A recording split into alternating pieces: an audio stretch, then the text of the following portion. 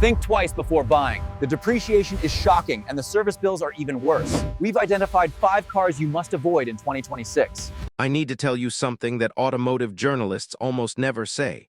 Because automotive journalists need manufacturer relationships to get access to press cars. And what I am about to tell you will make some manufacturers very unhappy.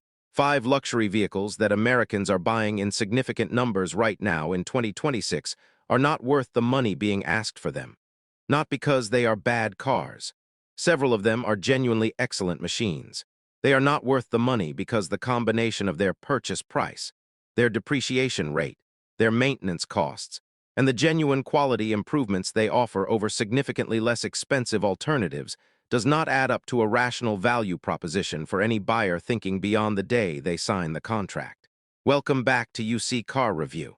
Today we are doing the most important video this channel has ever produced, because saving someone $100,000 on a car purchase matters more than any review of any car we have ever filmed.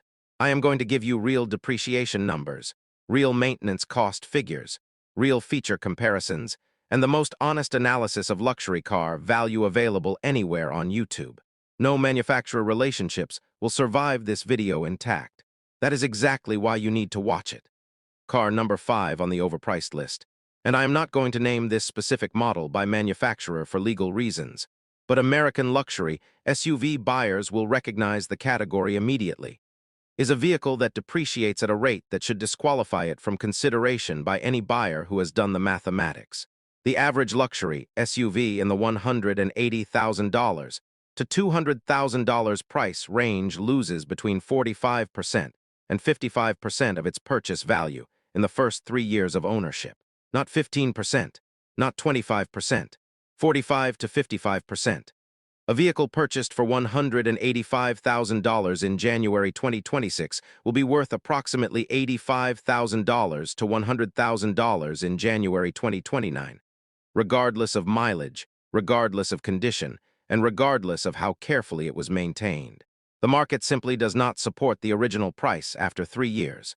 This depreciation occurs because the manufacturers producing these vehicles update their models on 3 to 4 year cycles, meaning the vehicle you purchased new at maximum price becomes a previous generation model within that period. Previous generation luxury vehicles lose value rapidly because buyers at this level want current technology, current design, and current status signaling. The car does not change. The market's perception of it does, and you absorb the financial consequence. The alternative, buying a certified pre-owned example of the same vehicle after 3 years at $85,000, gives you 100% of the ownership experience at 46% of the purchase price. The depreciation mathematics of this category are not a secret. They are simply information that car dealerships prefer you do not consider before signing a $185,000 contract. Car number 4 on the overpriced list.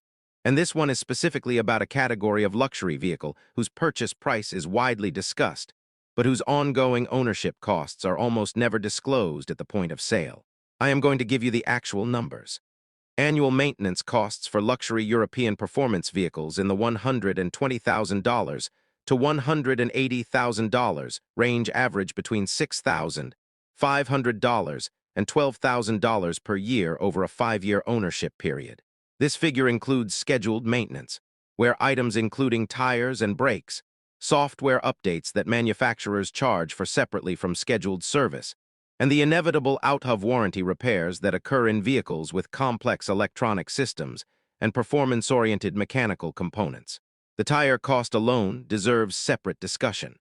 A performance luxury vehicle in this price range typically requires tires costing between $400 and $700 per tire, and performance tires on performance-oriented luxury vehicles wear out faster than standard tires. A full set of 4 tires every 20,000 to 25,000 miles at $1,600 to $2,800 per set adds between $3,200 and $5,600 to the annual ownership cost for drivers covering 40,000 to 50,000 miles per year.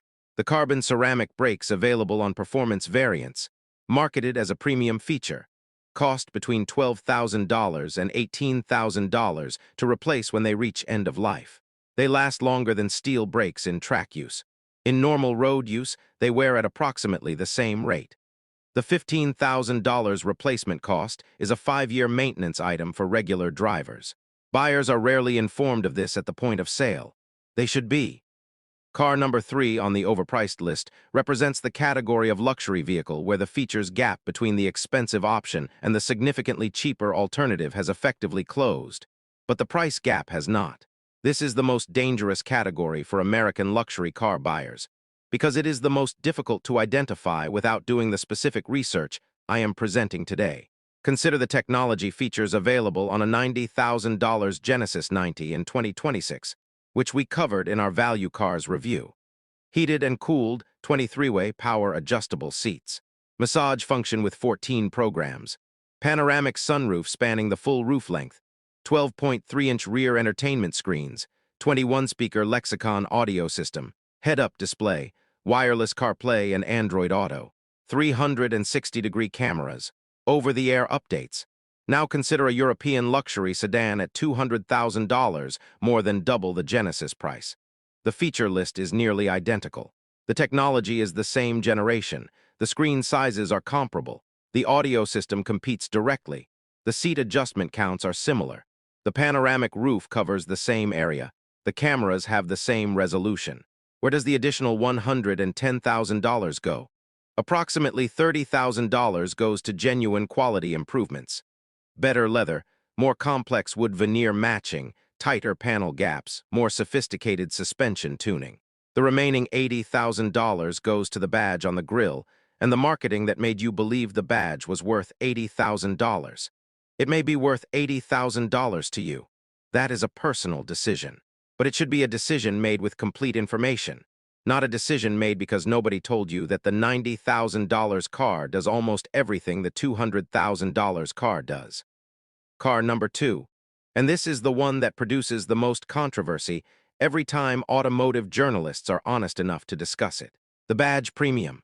The specific, measurable, quantifiable amount of money that buyers pay purely for the prestige of a specific name on the grille. Not for engineering superiority, not for better materials, not for improved performance, but for the social signal that the badge transmits. Badge premiums exist across the entire automotive market. They are not inherently wrong. Social signaling has genuine value, and people are entitled to pay for things they value. The problem occurs when the badge premium is so large that it becomes financially irrational for anyone whose primary motivation is the ownership experience rather than the social signal. The most extreme current example, which I will describe without naming specific manufacturers, because the legal department at this channel would prefer I remain employed, involves two vehicles that share approximately 70% of their engineering, produced in the same country, using the same engine family, the same transmission supplier, and components sourced from many of the same Tier 1 suppliers. The price difference between the two vehicles is $125,000. The quality difference, in materials, in technology, in performance, is approximately $25,000 worth of genuine improvement. The remaining $100,000 is the badge. $100,000 for a badge. If you are buying that badge because the social signal it sends is genuinely worth $100,000 to your life, buy it. That is a legitimate personal value decision.